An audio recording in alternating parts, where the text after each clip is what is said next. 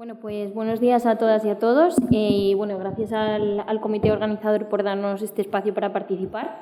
Nosotros vamos a hablar sobre la impresión 3D aplicada a la elaboración de soportes estructurales para construcciones en Adobe y más concretamente lo hemos aplicado a un horno cerámico que hay en el yacimiento del Cerrito. Bueno, se trata de un pequeño proyecto privado que se repite de forma anual y que mantenemos gracias a la financiación del Ayuntamiento de Cella.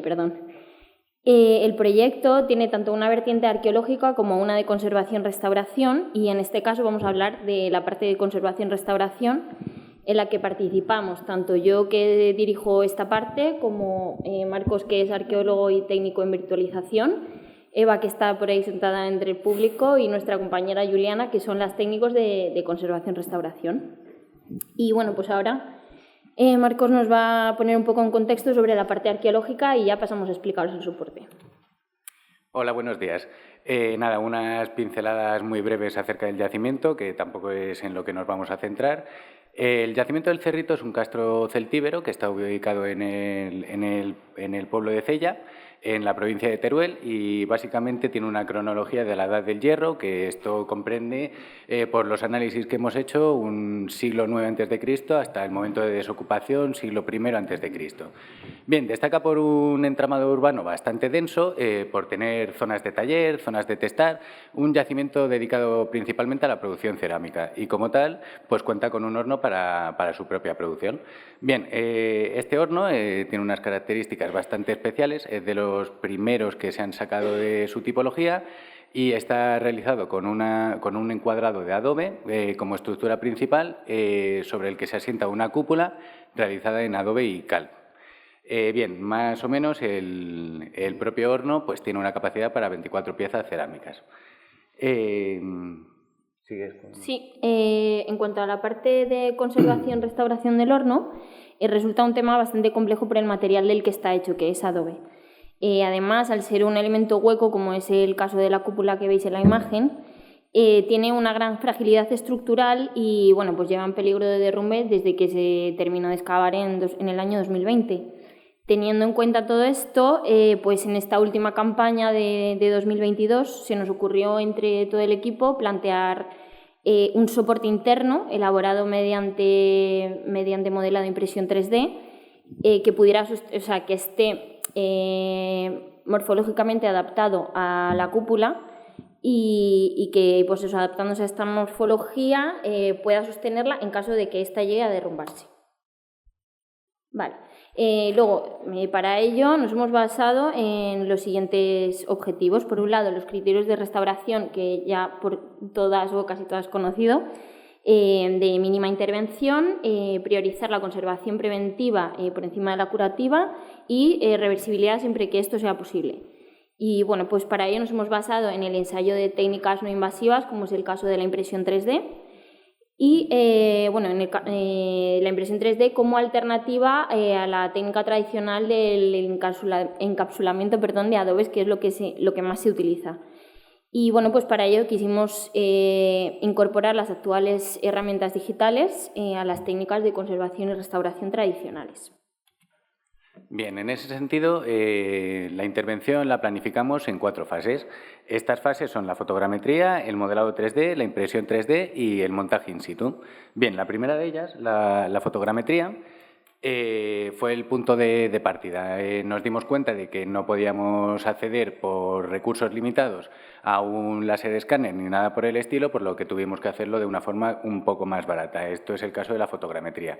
Bien, para ello montamos un juego de luces dentro del interior del horno para poder conseguir toda la topología del mismo por el interior, que era lo que necesitábamos realmente para hacer el modelo.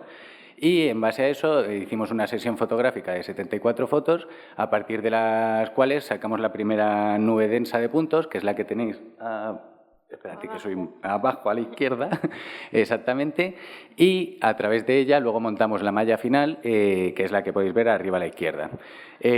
A la derecha también podéis ver el proceso costoso que puede ser sacar este tipo de fotografías por el espacio tan limitado que teníamos. Bien, este proceso lo hemos hecho en un software privado, es de pago, aquí son Metashape, y bueno, es la parte un poco más cara de todo el proceso de modelado. Bien, a continuación tenemos el modelado 3D, que este sí lo hemos hecho en un software gratuito, Blender, y nos centramos básicamente en dos criterios. Conseguir una malla que fuese lo suficientemente resistente como para aguantar un posible colapso y, además de ello, que tuviese los suficientes agujeros como para permitir una transpiración de la propia estructura y evitar así la condensación dentro del interior del horno. Para ello decidimos hacer esta malla que se adapta a la estructura interior del propio horno y decidimos que para hacer los agujeros intermedios la mejor idea era tener una base en triángulos que se autosustentaran entre ellos con una diferencia de tamaño de 2 a 4 centímetros. Una vez que tuvimos el modelo terminado, el siguiente paso fue su propio laminado. Bien, aquí empezó el primer problema y es que nos dimos cuenta que evidentemente la estructura no cabía por el interior del horno de una sola pieza. Por lo tanto, además de por ese problema y por el problema de la impresora 3D que nosotros controlábamos en este momento, que es la que veis ahí, una Anycubic Photon Mono X, se tenía que hacer el modelo de la estructura en 24 fragmentos. Entonces, se volvió al software Blender para hacer un laminado de la propia estructura y a partir de ahí, pues con cada pieza meterlo en el software de laminado 3D. Bien, aquí entró un poco en juego también el tema del impedimento económico, puesto que, y sobre todo de los tiempos, dado que en este momento pues no poseíamos demasiado dinero para hacer el proyecto y teníamos que ver cuánto podíamos gastar en resina en cada modelo. Decidimos que la mejor opción era tener un relleno del propio objeto del 55%, nos abarataba costes y además aceleraba un poco el ritmo de impresión. Y bueno, en cuanto se tuvieron todas las piezas modeladas, empezamos con la curación de las mismas, que os lo explica ahora Ana. Pues efectivamente las piezas, una vez que están impresas, se curaban mediante una combinación de agua y exposición a luz ultravioleta, que en este caso era radiación solar. Las dejamos en este estado durante 24 horas y después se limpiaban con alcohol isopropílico. El tipo de resina escogida para la impresión fue una Anycubic TOF UV Resin, que tenía propiedades resistentes a la compresión y además tiene una cierta flexibilidad, lo cual nos facilita, nos ayuda a que en el caso de que haya un colapso, pues la estructura interna no parta, sino que se mantenga en su sitio. Y una vez que tuvimos todas las piezas impresas y curadas, pues hubo que montarlas entre sí dentro del horno, como ya adelantó antes Marcos. Para ello se utilizó un adhesivo epoxídico de curado rápido y se pusieron elementos de sujeción temporal como pueden ser bridas o pinzas. Ya que lo modelamos de manera que estuviera machembrado, el problema es que la resolución luego de impresión no dio buen resultado, entonces no terminaban de encajar perfectamente y hubo que poner esas...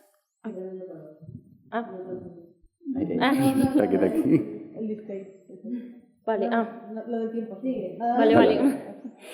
Perdón, que me he perdido. Que hubo que pegarlas con el adhesivo ya que el sistema de machembrado no terminaba de funcionar del todo correctamente. Y bueno, ya para terminar, a modo de conclusiones, pues queremos destacar en este caso que se trata de un método bastante asequible y extrapolable a otros proyectos. En total, la inversión, teniendo en cuenta todo el tema de las cámaras fotográficas, que realmente es lo más caro para la fotogrametría, no supera los 2.000 euros en material inventariable. En cuanto a la impresora, nos gastamos alrededor de unos 500 euros, sin contar con la resina, y luego es una cosa que también lo puedes utilizar para otros proyectos, o sea que realmente es un material inventariable. Y luego es extrapolable, como ya hemos dicho, a otros proyectos, ya que se puede utilizar y de hecho se utiliza para múltiples usos, desde reproducciones, reintegraciones reversibles, Y luego lo que sí que se necesita, y evidentemente igual que en otro tipo de proyectos, es lo que resulta más caro, es la inversión en mano de obra, tal y como va a mencionar en este caso Marcos. Sí, en ese sentido fue un pequeño problema el que tuvimos para realizar este tipo de proyectos, puesto que necesitábamos tanto una mano de obra del equipo de conservación y restauración, que fueron las que dieron la idea de utilizar este sistema para llevar a cabo la cúpula que iba a sostener la propia cúpula, y además necesitábamos personal especializado tanto en arqueología como en arqueología virtual que tuviese a mano las herramientas y las técnicas necesarias como para llevar a cabo el modelado 3D de estos objetos, del modelo final. Entonces, en ese sentido, pues destacar un poco que hace falta colaborar un poco más, sobre todo en los yacimientos arqueológicos, entre el equipo de restauración y el de arqueología, porque si hubiese sido simplemente por nosotros los arqueólogos, nunca hubiésemos llegado a esta conclusión y la verdad es que lo hubiésemos pasado por alto, perdiendo el emblema del yacimiento, lo cual hubiese sido una pena, la verdad. Bien, y luego también abogar un poco por el otro problema que tuvimos, que fue la falta de paralelos o de estudios relacionados con estas metodologías. Entendemos que estas metodologías ya se han popularizado en los dos ámbitos a los que pertenecemos, pero que no estamos teniendo el valor, por así decirlo, de publicarlo, aunque sea un fallo o aunque no hayamos llegado a los resultados que de verdad hubiésemos deseado, que de hecho es nuestro caso y que nos lo va a contar Ana. Pues bueno, efectivamente, por último simplemente queríamos destacar que es un proyecto que está en progreso y que por tanto estamos en la fase de ensayo y error. Precisamente os hemos puesto esa imagen tal y como podéis ver. Una vez montado, el soporte quedaba más pequeño de lo que hubiera sido deseable. En cualquier caso, no teníamos ni presupuesto ni tiempo para volver a hacerlo de nuevo, con lo cual lo que hicimos fue, aunque bueno, en esa foto no se ve, preparamos un relleno que fuera entre el soporte y la cúpula, un relleno inerte para que aún así sujetara. En cualquier caso, nuestro objetivo es volver a repetirlo y mejorar también los ensamblajes, que tal y como os he dicho, el tema del machembrado hay que mejorarlo. Y bueno, lo bueno es que este tipo de soportes son 100% inocuos y reversibles, así que pues nos permite hacer tantas pruebas como nos permita el presupuesto que tengamos en resina. Y bueno, pues ahí tenéis algunas referencias bibliográficas que nos podéis igualmente pedir después. No podemos irnos sin agradecerles al Ayuntamiento de Cella, a todo el equipo de arqueología y de conservación y restauración que lleva varios años trabajando con nosotros y, por supuesto, al comité científico y organizador de estas jornadas. Así que, muchas gracias.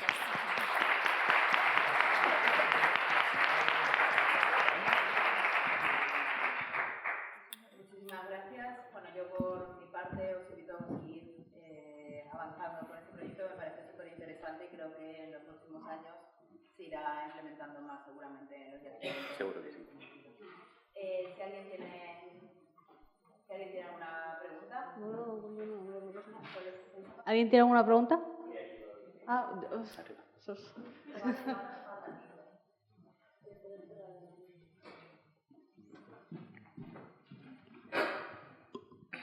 Hola, muchas gracias por vuestra presentación. Es un tema apasionante, lo de la reconstrucción en 3D.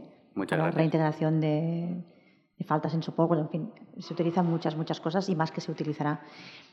La pregunta que os voy a hacer ya la habéis contestado un poco porque la foto final que se veía la estructura montada dentro de lo que era el horno, claro, yo he pensado, igual no ha llegado a tocar a la pieza precisamente para no invadir, para no dañar, para prevenir un poquito pues ese roce, esa erosión. He pensado, pero no sé si tienen calculado la separación en caso de colapso, ¿no? Habéis dicho que no, que eso estaba pensado para que llegara, pero ¿estaba pensado para que llegara a tocar la superficie de la pieza original o teníais previsto que dejara un poquito de cámara para evitar esa erosión entre el material nuevo y la obra? Vale.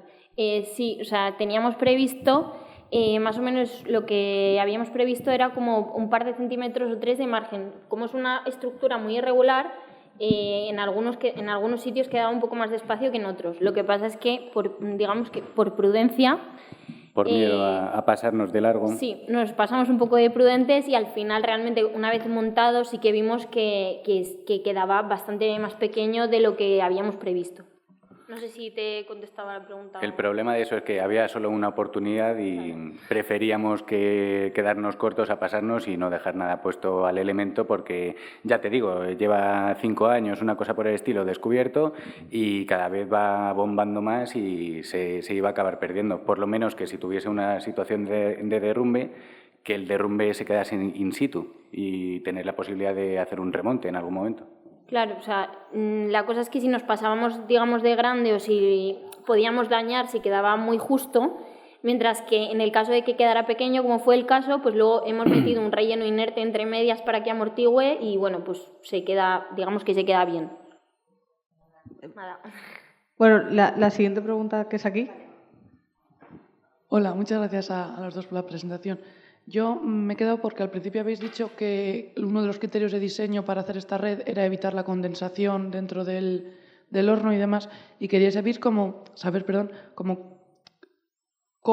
qué criterios seguisteis para que esa estructura en concreto evitara ese problema y si tenía que ver solo con la estructura o también con la resina que habíais elegido o cómo funcionaba eso. Gracias.